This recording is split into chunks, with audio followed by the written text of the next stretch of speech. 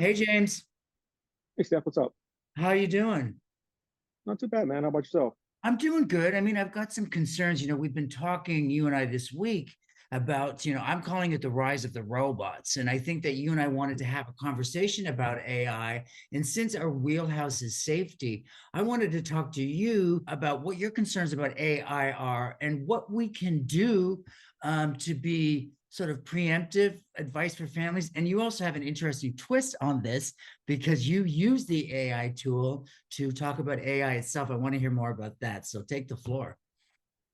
Hey Steph, thanks. Yeah, AI is all the rage right now, right? Everyone's talking about okay, AI, but what exactly is AI? What is artificial intelligence? So let's start with maybe setting a baseline for what it is and what it is not yet, so we kind of understand the safety implications therein, right? So first of all, AI is just what it says. It's artificial intelligence. You and I have real intelligence, right? We can understand perception, we can make inferences, we can understand the emotions in our face, we read non-visual clues, and so we're very adaptive. The human brain is the most intelligent thing in creation. Artificial intelligence seeks to mimic To that, right? date, to date. To date, yes, to date. Okay, the machines are coming, right? Yeah, I understand. And we'll talk a little bit about that because some of those fears are well founded, all right? We should be concerned about how quickly the advances in artificial intelligence are happening, how unregulated they are, and then what does that mean for our daily lives? And then how do we stay safe and keep each other safe and well informed? So there's really four main types of artificial intelligence. There's something called reactive, and that is non-learning. It's just you ask it a question, like ChatGPT is an example of that. Everybody's talking about ChatGPT. It's very reactive, right? You ask it a question, you say, hey, can you do this or do you know this? And you give it a little bit of information, and then it pulls upon its vast resources of information to then provide you back a response, okay? The second type is what you would call limited memory, right? So that is something that, so for example, Netflix, when they suggest a movie to you, they know a little bit about you. And so they're able to kind of track and remember in a very limited, controlled fashion your preferences for viewing and kind of the things you like. And then each time you give a thumbs up or a thumbs down, you kind of help modify that limited memory to know more about you to make better decisions and recommendations for you. Okay. The third type is theory of mind, and that is where the machine can actually perceive a little bit about you, right? It is able to kind of work inside your mindset, and it has its own mindset, and it's able to draw inferences. It's much more intelligent, right? It's reading sometimes your facial expressions, and it's really learning as it goes, and it's remembering, and it's getting better and better each time. And so that's the type of folks are really most concerned about is okay, does this machine understand me and can it help make predictions about me that either I want or maybe I don't want, right? And then the last type is what you would call self-aware, and that's kind of on the horizon. That's not here yet, but the algorithms and the data scientists are working really hard to get the machines to get artificial intelligence to the point where it understands its own desires, its own needs, its own preferences. And that's really when it's scary. When you hear about, the robots are taking over, that's the type of AI we're most concerned about. And, the military, and I'll talk about my background in the Department of Defense, is most concerned about is when the machines become self-aware. When we get to that level of artificial intelligence, then they have preferences, right? Then they start to exert their own will and their own desires. And if they're in charge of our infrastructure, what does that mean for our survivability? So, James, one of the reasons why I was so interested in talking to you about this is wasn't AI originally designed to assist military personnel and basically help with possible wars? Is that true? And that's because I'm seeing these sort of like, for example, even in New York, where I'm at, our mayor released our first policing robots, those dogs. And honestly, it's frightening to me to see these machines that are armed. There's great concern over the freedom and the permissions that we give to these different assisting machines, these robots, the dogs you mentioned, right? I think it was somewhere in California where they just voted to take back lethal force from those dog robots. And the residents said, no, no, no, no. We don't trust the decision making capabilities of these robot dogs yet to use lethal force against us in police action. And so they pull that permission, that right back from those machines. But yeah, there is great concern there. James, I had the opportunity through you when I visited you last month in DC to go to the DIA, the Defense Intelligence Agency. One of the things I was shocked to learn was that one of the problems with AI moving so quickly is that some of the people programming it had particular views about marginalized groups that were being programmed into the mindsets of robots. That shocked me. I had a huge problem with that. Would you be able to share with us more on that and what give us the example that was given and why this is problematic? Yeah, sure, Steph. It's garbage in, garbage out, right? Any computer programmer will tell you if you put garbage into the system, it's going to put garbage out. That's going to be your output. And so, because these machines, because artificial intelligence, it's just that it's artificial, humans are still doing the coding. Humans are designing the algorithms, and humans, of course, have bias. And so, humans have bias, humans program computers, therefore, the computers will have the same biases programmed in into the algorithms. There's a great special. It's on Netflix. It's called Coded Bias. And it talks a great deal about this, specifically for people of color, how the machines and the algorithms, the sensors, are coded with bias against people of color. And I think you and I've had conversations, and I want people watching this to understand why this is such a great concern. We are arming robots or AI with warfare. Particularly, example here in New York, we have robots patrolling the streets. Some of them are armed, some of them are not. Obviously, James, that's a huge problem given the state of this country and how law enforcement is embedded itself with systemic and historic racism and how people of color are treated by law enforcement. That's a huge problem for me, and I'm very concerned about it.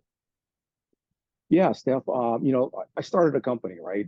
Angel Tech, and my product is there to make sure that you have a record of what's happening to you that is not altered, right? That is not biased. That is your personal count, your first person, your voice in that moment. And so that's what Angel Tech is about. So I started a company based on that same concern about law enforcement, our interactions, our safety, and especially as we get more and more mechanized, if you will. If you look at Ferguson, right? That was the first time with Mike Brown there, Ferguson, Missouri, back in 2014, where you saw this armed police force that had been militarized, right? And so when you look at the militarization of the police and you look at artificial intelligence and how the Defense Department spends a lot of money on understanding and employing artificial intelligence, you can see that same artificial intelligence making its way into the police force over time. And so marginalized communities have a right to be concerned about that. Now, for people who say, well, this doesn't affect me, why should I be concerned about this? I think we have a really good example of how this should be concerned. As of late, we've seen musicians like Rihanna and other musicians performing other people's songs, and people are like, wait, that's not them. We've seen messages from the president of the United States is not the president of the United States. A perfect example that I gave to you is, my mom worked for the Department of Justice. A friend of hers got a call from her grandson. It was his voice. He was in peril, needed $10,000. She went to the bank, removed the money. It was not her grandson. So I want people to understand that this is a problem, and it's happening so quickly. James, what's your advice to people to make sure that their families are safe and make sure that the person that you're talking to is the person that you're talking to? I would recommend generate things that only you and your family know. Create, these safe words, if you will, these passwords that is a unique knowledge that only you and your family possess. Therefore, if you're ever in one of these situations where you're doubting the authenticity of someone you're speaking with over the phone, or if they're asking you for money, you think it might be a scam, just ask them a simple question like, hey, Steph, what's our safe word? Or where do we have dinner? Or, where do we have lunch? Or where do we first meet? You see these sorts of tests and multi-factor authentication protocols for logging in and password resets. Do the same thing over the phone. Do the same thing over the computer. And that way, the machine's not likely to know that private information, and you can spot a fake.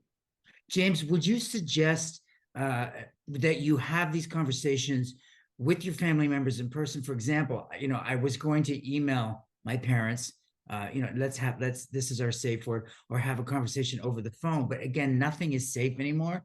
No, you're going to write it on a 3x5. You're going to write on a sticky note. You're going to hand it to them in person and say, keep this for me in a safe place, right? And it's the same thing with your safe word. Those are personal interactions that you need to have with folks, not over a Zoom or an email or a text if you can help it.